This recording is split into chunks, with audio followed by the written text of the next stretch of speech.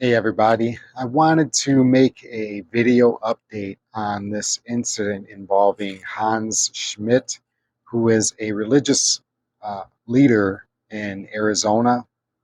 And what happened was a couple weeks before Thanksgiving 2023, he was preaching on a street corner and sorry about that.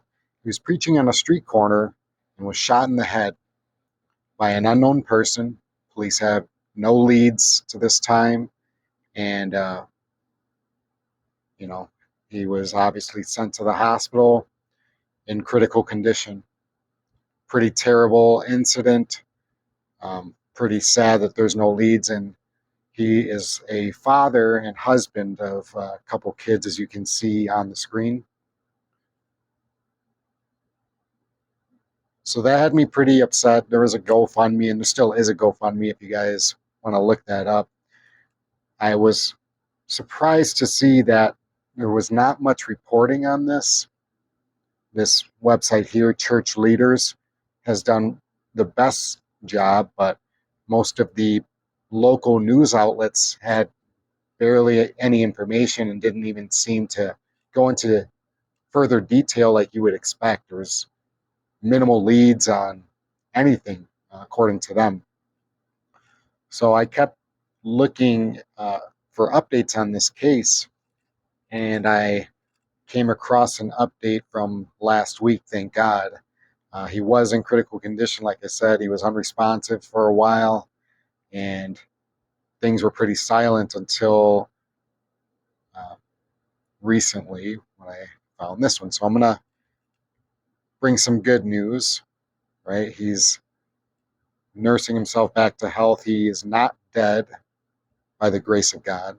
So let's just go through the new article.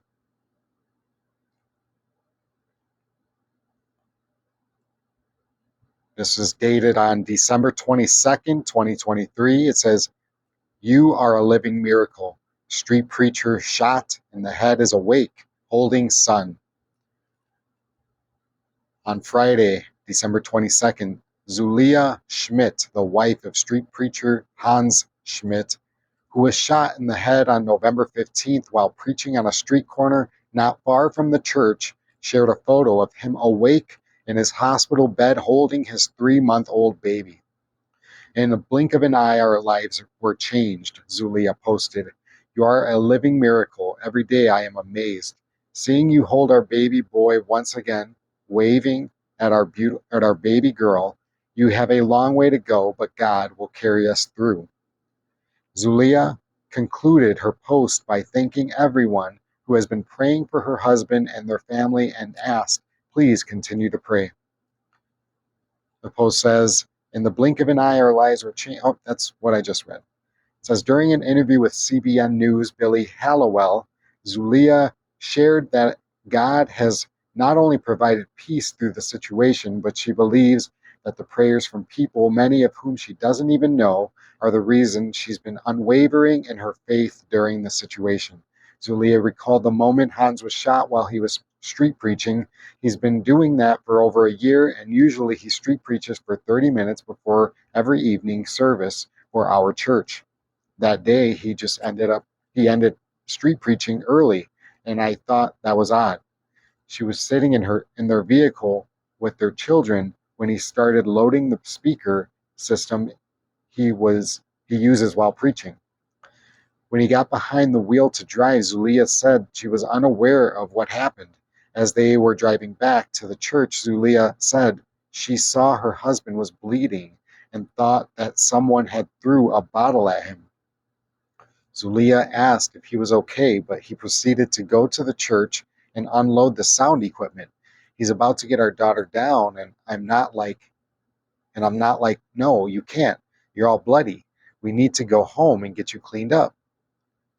It was at that moment Zulia's brother showed up at the church and convinced them that Hans needed to go to the hospital.